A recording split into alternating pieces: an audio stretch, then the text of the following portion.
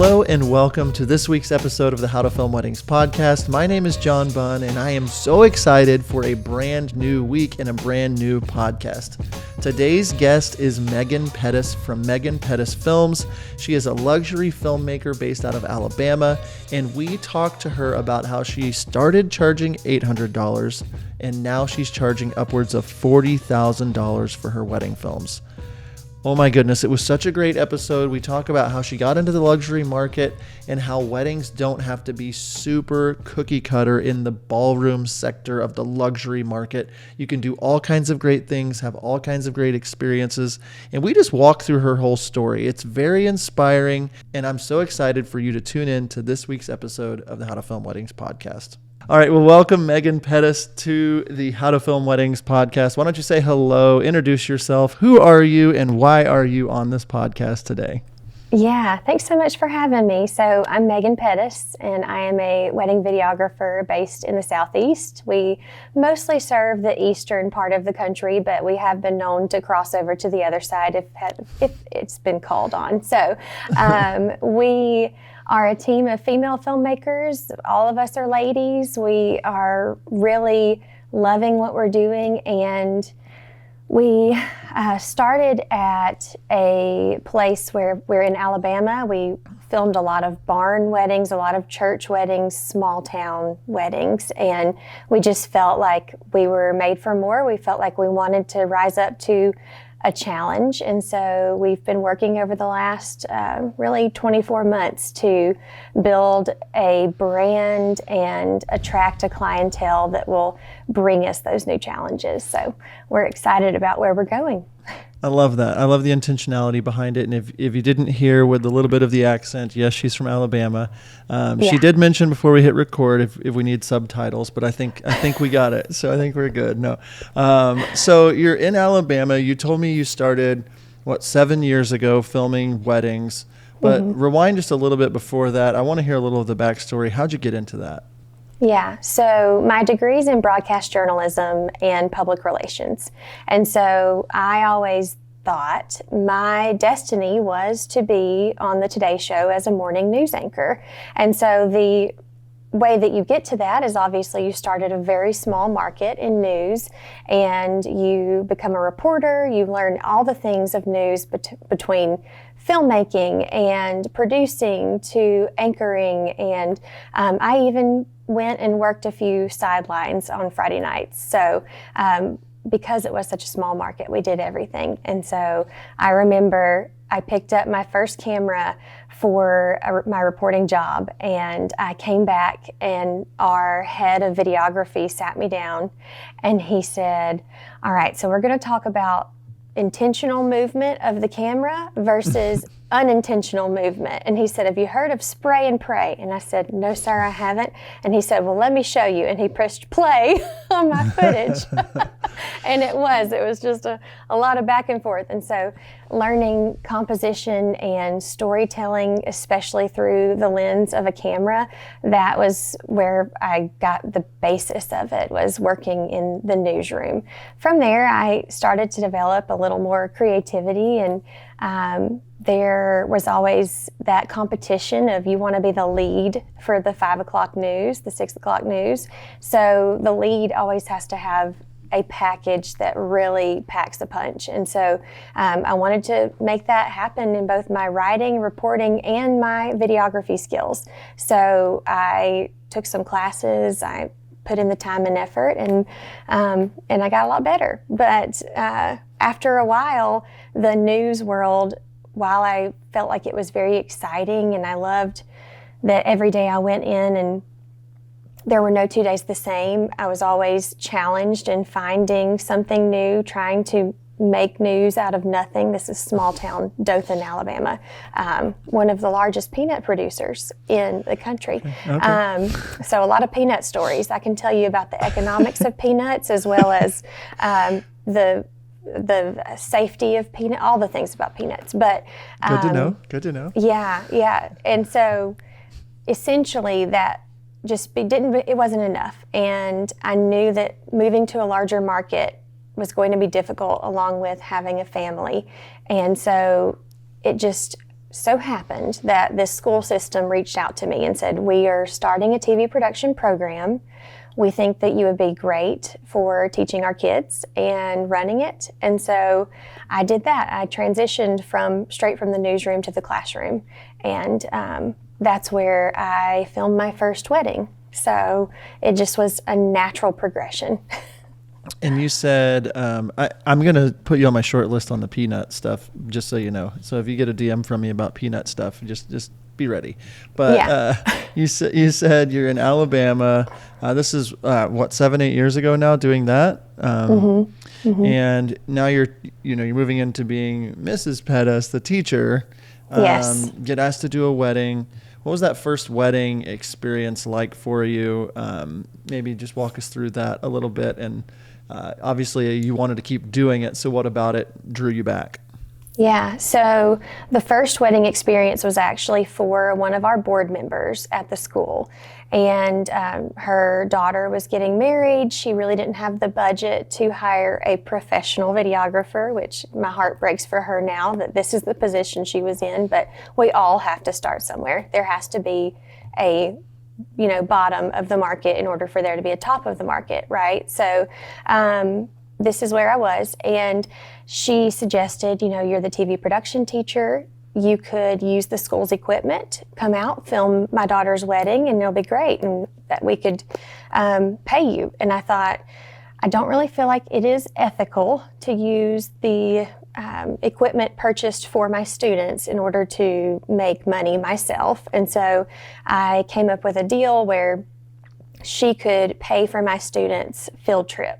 It at the time was about $800 to get a bus, get the lunches taken care of for my kids, and a substitute teacher, as well as a couple of other things that were really needed in the classroom. So I did my first wedding for $800, and I was able to take my students to tour some local news stations and learn more about the news production industry. So it worked out great. But, coming from news, I already understood the basics of audio. So I had professional audio equipment. Everyone was mic'd up that was supposed to be mic'd up. I understood the way that the camera works. However, I was very limited on my lens selections, and so I was using a camcorder, and the only lens that I could possibly get that was wide enough for the space for a wide shot was a fisheye lens. And so my wide shot was a fisheye. And so that was something that I learned maybe not to do ever again. So, but you learn. Yeah. That's incredible. And kudos to you for having good ethics about that. And I already like you even better now that you're like, I took my kids on a field trip. Of course you did. So you do the wedding. There's a fisheye lens on it. You shoot the wedding. How does this turn into, more weddings? People see it maybe. Do you share it online? What was that story? Yeah, it's all about connections and word of mouth, and that's what it's always been about for us. So even as we've moved into the luxury market, it's been the same. We've been able to keep to the same type of ethics and frame of mindset since the beginning. So one person talks to another person and says, oh yeah, Megan filmed this wedding. And people just took a chance on me, and they kept taking chances. And then, and I was shooting solo here for about 3 years. So that was what I did, was solo shooting. I would have about 4 or 5 cameras on a ceremony that I would set up and just run around like a crazy person. But then my second shooter, Kelsey, she's my best friend from college, called me and said, I see what you're doing. Will you film my wedding? And so I filmed hers. And that led to her getting even more interested. And now she is my dedicated second shooter. I taught her how to do all the things. And so we're the dynamic duo. I love it. I love that. Yeah. And you mentioned, you've gotten yourself into the luxury market. I want to talk about that more in a second because I've been seeing you for a while now, just your your films with the kinds of weddings you're getting are definitely high dollar weddings, and I think a lot of people aspire to get there, but they don't really know what it takes to kind of to take those steps. You said connections are everything. I know also that education and investing into your education, obviously as a teacher yourself, and I saw on your Instagram, I think so, a little story about how you heavily invested into education. What does that look like? What did you do to invest in your education? Yeah, so I understood that in order for me to reach a certain level, I needed to have a certain level of experience, but also a certain level of expertise, because the market that I wanted to be in, there's no room for error. It's just you get it done and you get it done correctly.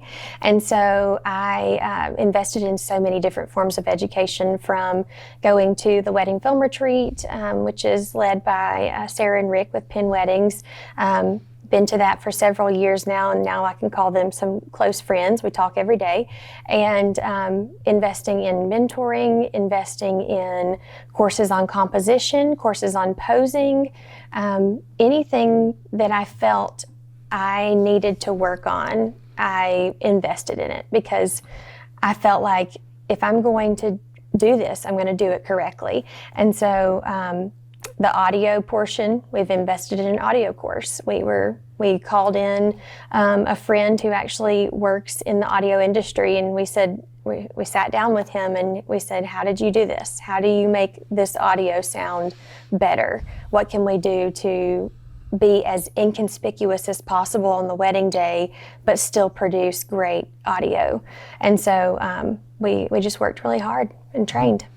I love that. And as obviously How to Film Weddings, we're so into education, and we love the Pendergraphs and the wedding film retreat. And I was obviously wondering if you guys obviously connected just with the news anchor background and stuff like they have. So that makes sense. It tracks. Another thing you mentioned was connections. And I'd love to kind of, like you said, you were doing barn weddings. And if for those that don't know, maybe explain the kinds of weddings you're doing today, what kind of style they are, and a little bit of that journey of how you went from barn weddings to not so barn weddings. Where we are.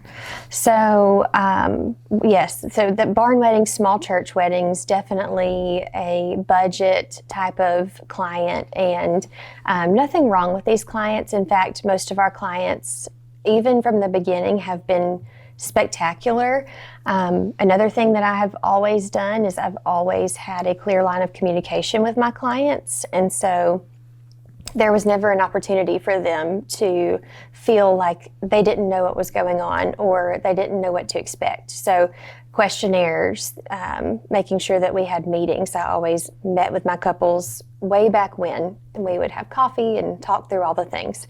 I don't do that now. Instead, I have coffee with the wedding planners, and I talk about the clients and what is important to them with the wedding planner. So the client relationship has changed a little bit, and I see more the planner as my client than I do the couple. The couple is benefiting from the hard work that the planner and I are collaborating on together, along with the photographer and the rest of the team.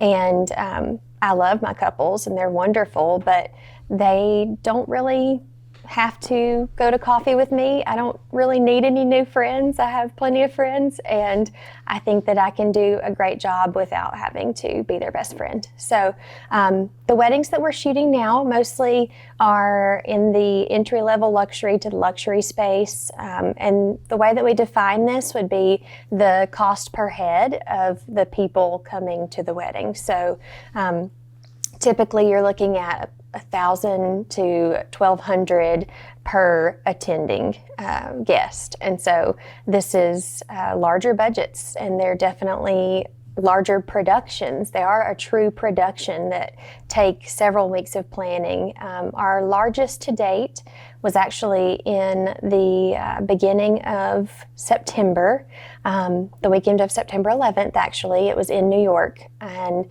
we were brought on to this incredible wedding, and it's our highest paying wedding to date, and it was also one of the easiest weddings that I have ever filmed because the amount of preparation that went into this wedding was just unmatched. We had meetings with the planner, with the photographer. They even allowed us to sit in on a production meeting with the lighting and set design, or the stage design for the reception. So all of that preparation really helped empower me to build my team to what it needed to be in order to make this an easy wedding day.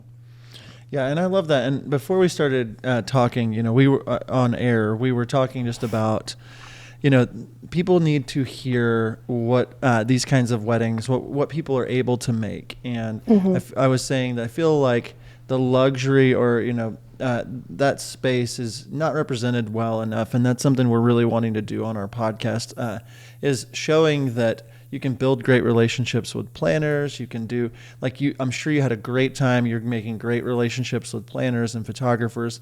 And you're able to serve the couple well. It's not like you have no access to them, but also the more that I charge, the more that I'm realizing the couple is hiring that planner because they don't want to be involved so much with all of the details. They're nice people. They're excited that you're there, but they've hired this very, high-end planner so that they can make all the decisions. And so if you don't mind sharing a little bit, you said it was your highest paying to date. What does that deliverable look like, and what was the range that you charged for that film? Yeah, so the the final total, and that is after they added on more after the wedding, is somewhere south of $40,000. And so that did include travel, and it did include my team of 5. So just being completely real and honest, could I have charged more? Absolutely. There are many opportunities where I could have charged more. The rehearsal and rehearsal dinner were like a real wedding. It was enough of a production where I probably could have had some more team members. Just looking back, hindsight being 20/20. But the way that the wedding day flowed and the way that everything was happening, I knew I needed several team members. I knew I needed the best of the people that I could work with, and I knew that I was going to charge what they were worth in order to get them in to this really busy weekend. That was a really busy weekend for everybody, September 11th. So yeah, that's what we're looking at. As far as deliverables, they were given a teaser where they will be having a highlight film. They'll have a documentary edit, which will be every moment from their weekend, including full toasts, full first looks, full dances, and full ceremony. And so all of those things encompass what is in that collection that they purchased, or that they invested in. I love hearing that. I mean, I'm sure that people out there, some of them, it's like their jaws dropping, like, wait, you can make $40,000 or a little under $40,000 to shoot a wedding. And it's like, yes, you can. And that's not like every single wedding. And maybe you don't, if you're listening to this, aspire to be doing that, because like you said, there is no room for error in that that range. I'm not quite there, but I just did one for about $25,000 and brought on 3 people with me, and there was no room for error, and I should have charged them $20,000 more because of the work that went into it. Like you said, the rehearsal dinner, they're spending several $100,000 on just the rehearsal and rehearsal dinner. It's a full wedding with a band and all that, and it's just like we're filming 2 weddings. Nick and I have to tell you about one of our favorite places to upload our wedding films, and that is Love Stories TV. Love Stories TV is one of the best free resources for us wedding filmmakers. The best part is they are bringing the couples to us. All we have to do is upload our films and we are good to go. Upload unlimited wedding films to your completely free business page. Setup is easy and your films can be live in just minutes. Now is the perfect time to start uploading to Love Stories TV. So head on over to howtofilmweddings.com/lovestoriestv to check out all of the details and see how Love Stories TV is giving away $10,000 in cash to wedding filmmakers just like you. That's howtofilmweddings.com/lovestoriestv to start uploading and connecting with the right couples today. One question that we see wedding filmmakers asking, what is the best site for licensing music? We have one answer, MusicBed.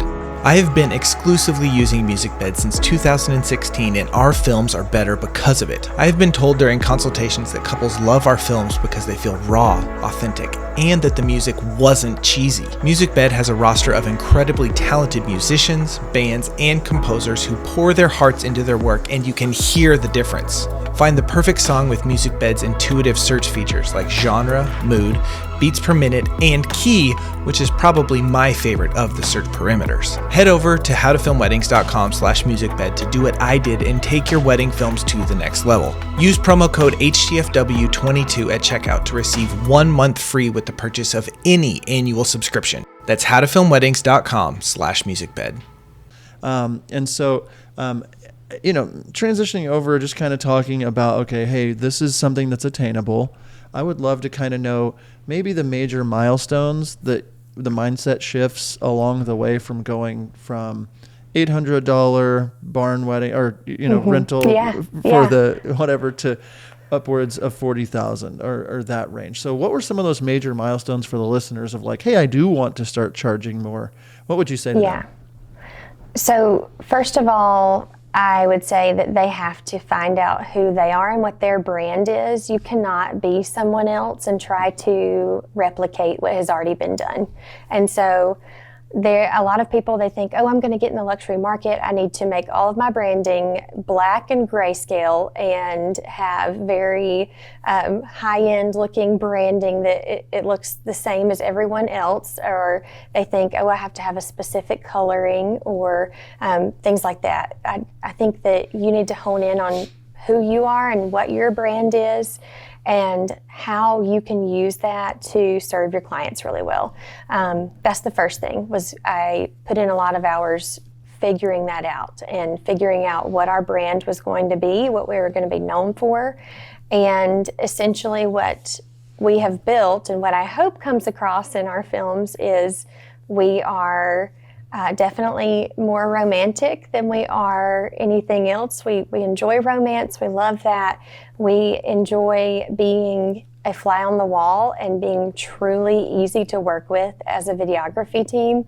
This does mean that we do have to make concessions. I was talking to a buddy the other day who asked about the New York wedding, and I said, yeah, we had about 15 minutes for couples portraits, and that was it.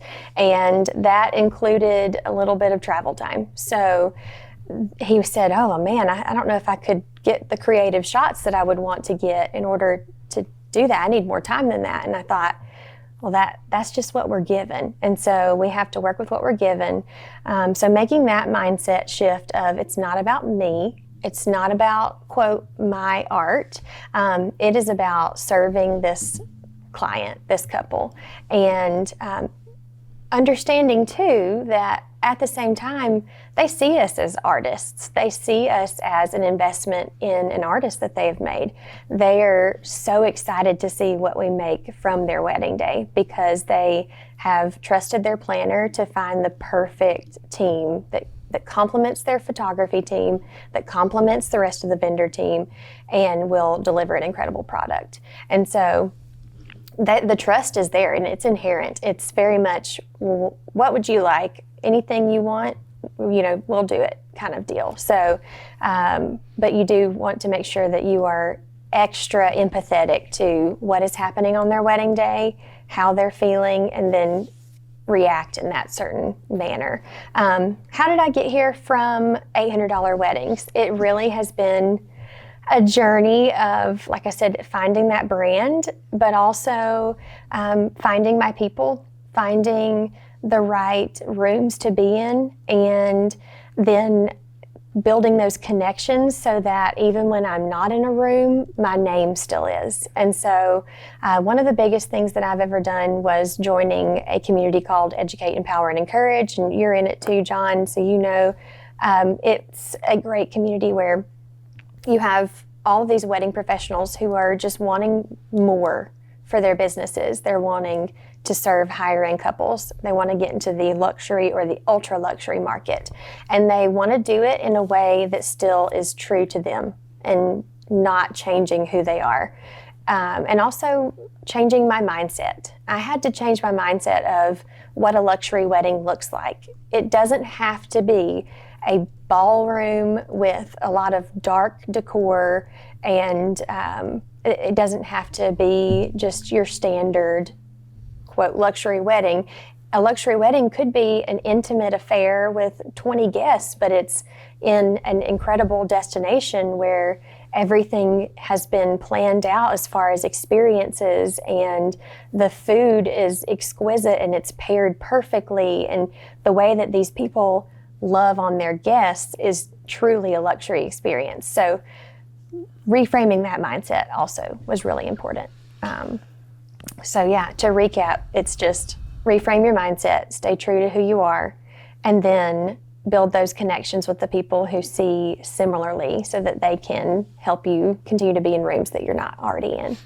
Yeah, I love that. And I've noticed this, the more people that I've talked to that have done this, is they've had to invest some elbow grease, some extra time, some extra effort while taking some of those steps. Was there any moment where you had to like do something extra, do something free, like anything that stands out to you of like, I did this, it got me in the room and it took me to the next level? Yeah, well, there's been several. From the beginning, I have always made little video snippets for my wedding planners and my photographers. Before reels were even a thought, I was making these. And so I send these out. I don't charge for them. If a photographer or a planner reaches out to me and they say, do you have any video of this moment? I say, absolutely, let me send it over as soon as I can. I am not going to try to haggle or charge them for that, because I know that in the end, it's going to come back to me either financially or in connections that they make in the future. I do weigh my pros and cons, and I'm also honest with them. And I might say, you know, I do have that, and I would love to get that to you.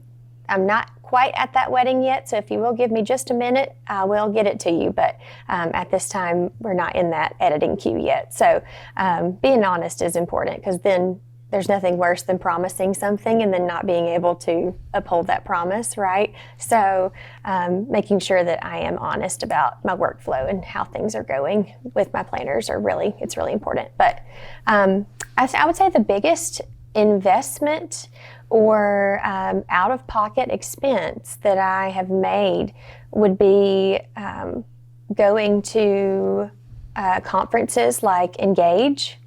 This is not something that you can go to one time and then you get to see the benefits of it. It's something you're going to have to invest in over time and go several times.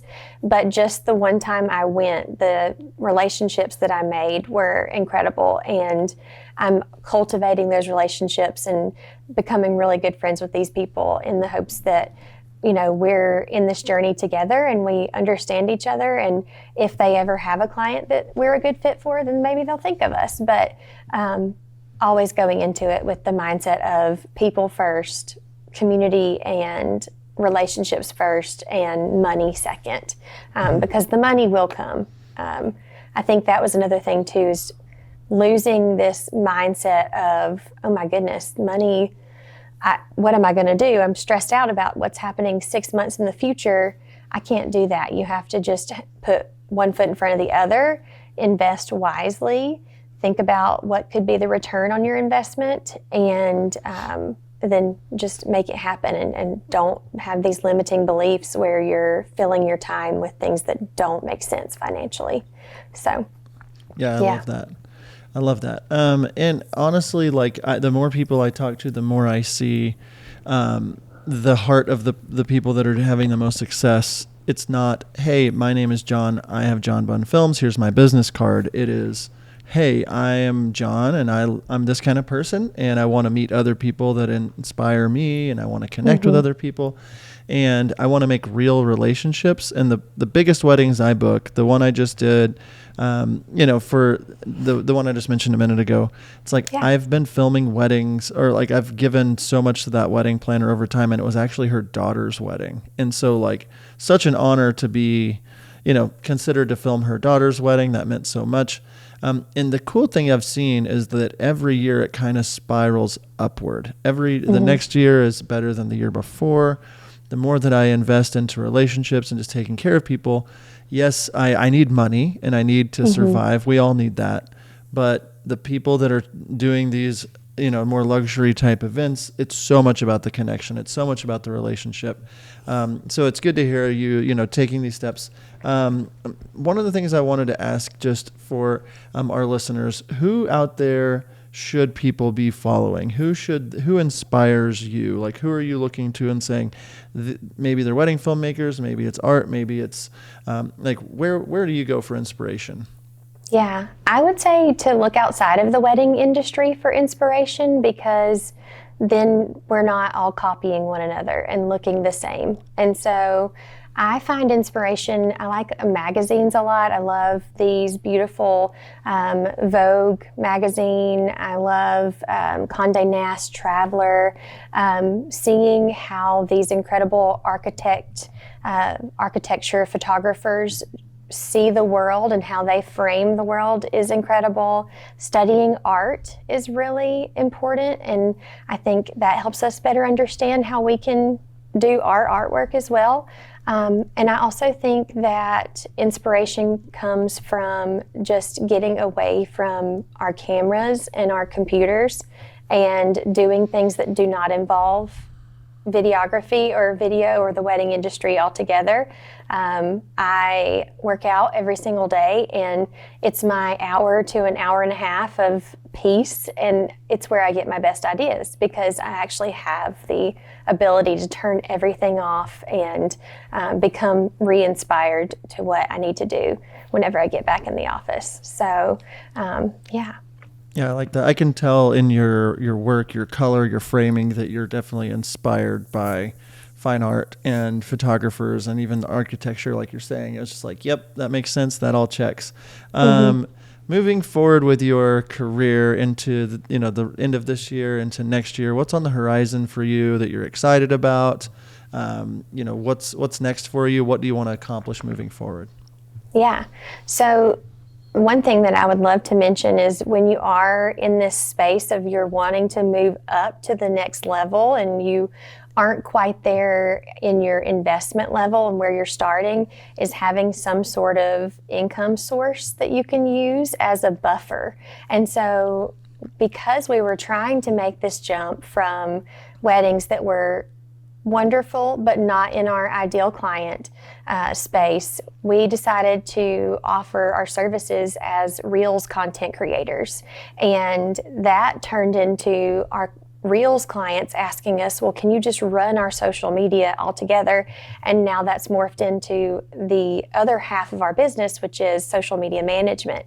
And so we run social media accounts for several luxury planners, and we also run a social media account for a luxury fitness brand. And so because we're in this social media space and we're running their social media and we're talking with them about what their brand is wanting to put out there, I think that's really helping us with our future goals and what we are wanting to do. We do not want to take a large number of weddings. Really, our magic number is less than 10. And so we would love to see that and have an average booking somewhere between 25 to 40,000. That would be fabulous and would allow me to do the things I want to do and buy the purses I want to buy. So that would be great. That's the goal. And also realistically thinking, we're going to continue doing the social media management while we build our portfolio that supports asking for that type of an investment.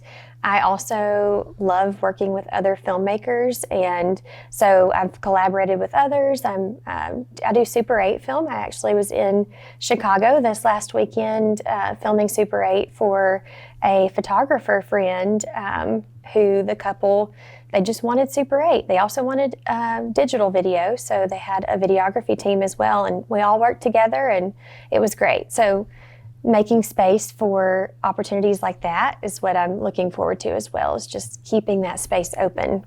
Things are just happening, and I just want to accept them and run with them. So I do have a goal, and some people may think, oh, this lady's crazy to even mention this, but I love Engage, and I enjoyed the Engage experience as an attendee, and I would love to film it someday.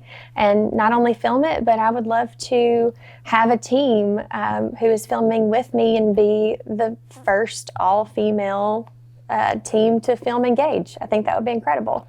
And so, yeah, I think it'd be really cool. So that is on my list of goals. And now that it's out there in the world, maybe it'll happen. So yeah, I'm sure it will. I know it will, because you can just tell with you that you're kicking butt and taking names. Really, you're just one foot in front of the other and doing this. And I think it's really important, and it's very inspiring to ask people what's on the horizon, what's next. And it's motivating. It's wants me to get even more in gear and do that sort of a thing. With, moving, like you said, you want to get to a place where you can comfortably ask for that.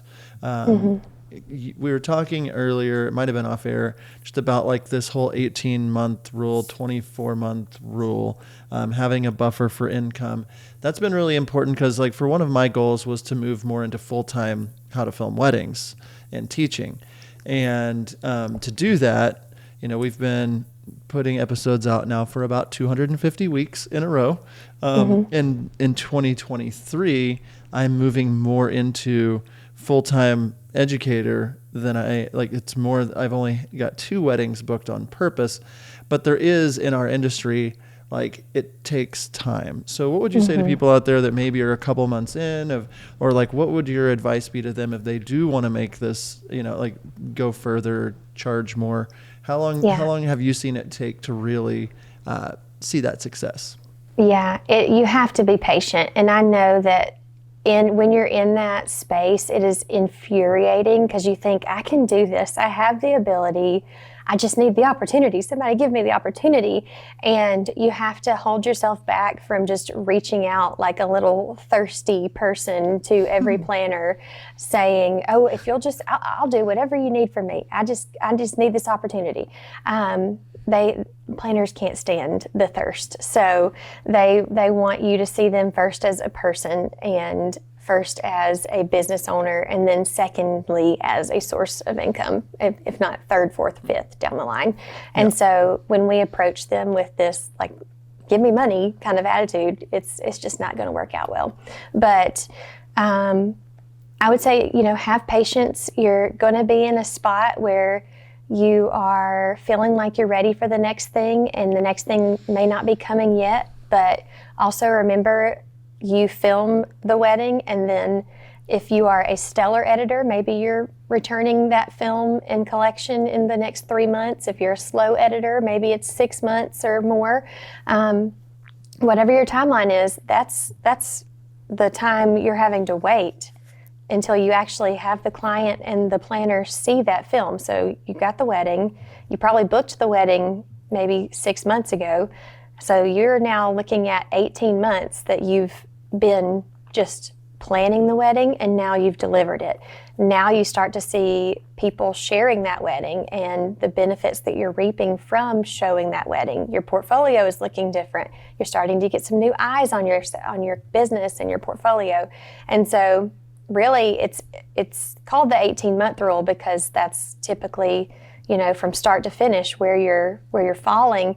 But for me, I feel like it's more 24 months because after you've delivered that film, now is the time for you to keep the momentum going from that delivering reels to the different vendors, making sure that you are appropriately releasing this film and using that to further your business and your marketing message. And then, of course, whenever you talk about publication, sometimes publications, you have to wait months for those as well. There's a wedding that I'm really excited about that we filmed in early April, I believe, April, May.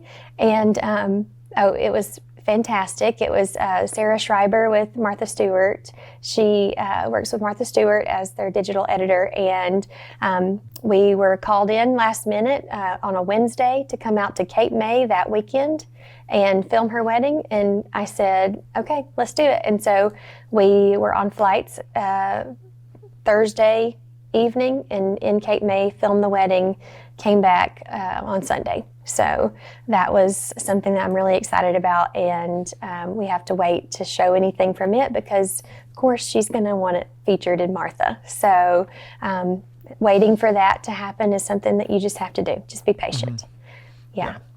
I think it's really cool to hear this story, and I'm really excited just to see, and again, you said it, but we're in the same networking group of luxury, vendors and stuff. And I've in a group thread with you on Instagram and just keep seeing your name pop up. And it's like, man, you're just taking these steps and doing these things, and it's really coming together for you. And it's like a lot of people see, the highlight reel and not the behind the scenes. And I kind of wanted to show our listeners some of that, what it takes to get to where you're at. And I know you don't think you've arrived or anything like that, but you're maybe a few steps ahead of where somebody else is. So I really appreciate you taking the time to kind of break some of that down for us. If people want to hear you teach or follow you, where's the best place for them to find you? So I have a couple of opportunities so they can come and visit and hang out in the Wedding Film Retreat in Belize in January. So that would be fabulous. I'd love to do that. I'll be talking specifically about social media and how to put your best foot forward to take that social media presence and make it happen in real life and build those connections. So specifically with the luxury market and how to make those types of relationships. So that'll be a lot of fun. Diving into social media strategy with some folks there.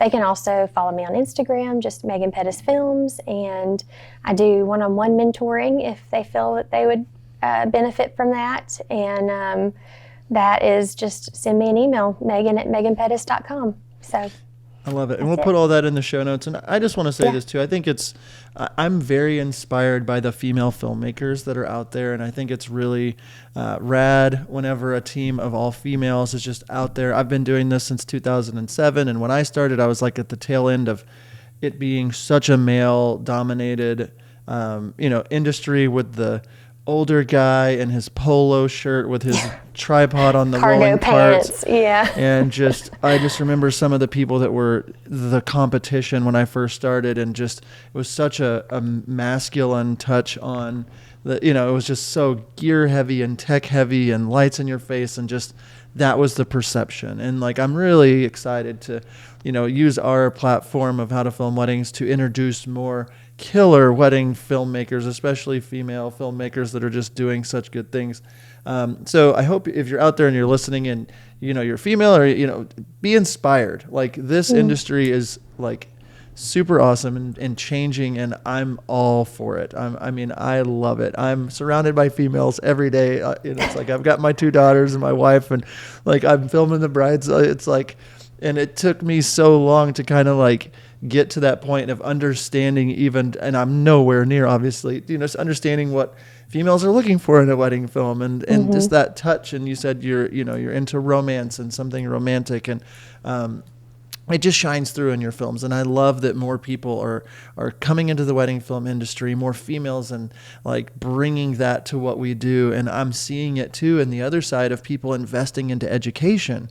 And that's something that blew me away of how little wedding filmmakers were investing into education whenever I got going, including myself, really. But like seeing that change and seeing things like the Wedding Film Retreat or these conferences you can go to or these networking groups or courses, it's just really inspiring. So I thank you for taking the time and opening up.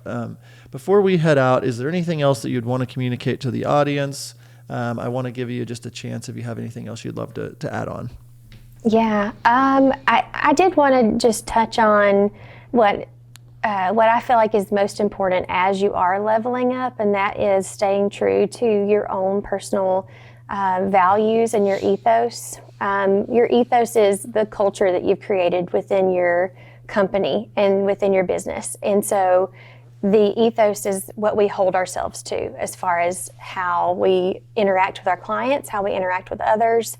And if you are staying true to that, then you're going to be successful, period, the end. If you are understanding who you are and how you like to love on people, how you work, then you're going to be successful. So finding that ethos is probably the first step that I would take if I were feeling a little discontent with where I currently was. Oh, I love it. I love that. Well, I'm really excited to see where you head in the future. I'm excited to follow along. I'm a big fan of yours. If you need anything, please let us know. But thank you so much for taking the time to be on today. Thanks. Appreciate it. Thank you again, Megan, for being on the How to Film Weddings podcast. I'm very excited to see all of the things that you do, all of the weddings that you do. I know that our listeners are very inspired. And I just want to say before signing off, if you haven't checked it out, be sure to check out our brand new website, howtofilmweddings.com. You can learn all about our courses, our mastermind group, and you can see our digital template shop where we have dozens of templates ready for you to make your business better. Email templates, questionnaires, and anything and everything in between to help you with your wedding video business. That's howtofilmweddings.com, and we will see you on the next episode.